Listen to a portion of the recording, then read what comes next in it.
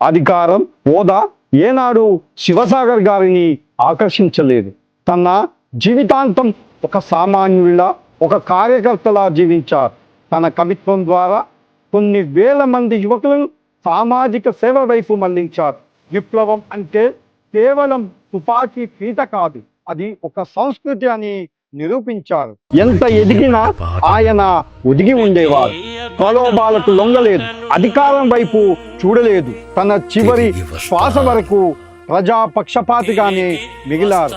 ఆయన భౌతికంగా మన మధ్య లేకపోయినా పీడిత ప్రజల గొంతులో పాటై ఆయన జీవించే ఉంటారు.